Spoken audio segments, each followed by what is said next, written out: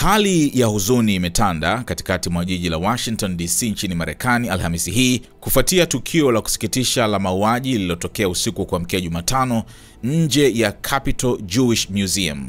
Saa 3:08 usiku kwa saa za huko, polisi walipokea taarifa nyingi za milio ya risasi iliyowalenga watu wanne. Wafanyakazi wawili wa ubalozi wa Israel, Yaron Lischinski na Sarah Lynn Milgram, waliouawa kwa kupiga risasi walikuwa ni wapenzi. Mtuhumiwa Elias Rodriguez mwenye umri wa miaka 30 kutoka Chicago alikamatwa papo hapo na anatarajiwa kufikishwa mahakamani. Kwa mujibu wa taarifa za polisi, Rodriguez alionekana akizunguka nje ya jumba hilo kabla ya kufyatua risasi kwa kutumia bastola. Mashuhuda walisema kuwa baada ya kukamatwa alisikika akipiga kelele Free Palestine. Ingawa chanzo rasmi cha tukio hilo bado hakijawekwa wazi, imebainika kupitia mitandao ya kijamii kwamba Rodriguez alikuwa mshiriki wa maandamano yanayoiunga mkono Palestina. Rekodi za mtandaoni zinaonyesha pia kuwa alifanya kazi na American Osteopathic Information Association tangu mwaka 2024 na hapo awali alikuwa mtafiti katika taasisi ya History Makers iliyoko Chicago. Ripoti ya mwaka 2017 ilimhusisha na chama cha Party for Socialism and Liberation, lakini chama hicho kilisema kupitia X kuwa alikuwa na uhusiano muda mfupi nao na kikalaani vikali shambulio hilo.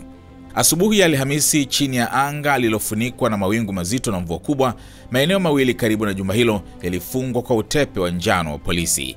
Maafisa wa polisi, wapelelezi wa FBI na mbwa wa kunusa walikuwepo katika eneo la tukio, huku mwanasheria mkuu Pam Bondi akionekana akifanya mashauriano na maafisa wa usalama. Vyombo vya habari kutoka duniani kote vilikusanyika chini ya miavuli vikitangaza habari hii. Marehemu Yaron Lischinski na Sarah Lynn Milgram walielezewa kuwa alikuwa karibu kuchumbiana.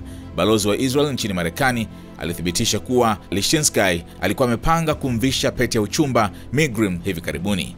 Marafiki wamemkumbuka Lischinski kama mtu mwema na mwenye kutia moyo. Jen Haveman kutoka Ranana, Israel, alimtaja kama mtu mpole, mkarimu, mtulivu na mchangamfu, akibainisha kuwa alihusishwa na kundi la Wakristo wa Zayuni linalotetea uhusiano wa Kijerumani na Israel.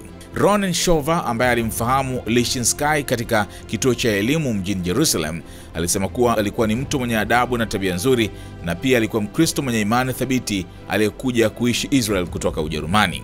Jumuiya ya Kiyahudi jijini Washington imeguswa kwa kiasi kikubwa na janga hili. Ron Haber, mkurugenzi mtendaji wa Jewish Community Relations Council for Greater Washington, alieleza mshtuko wake kwa kusema walikuwa karibu kuoana, sasa tunajiandaa kuhudhuria mazishi yao.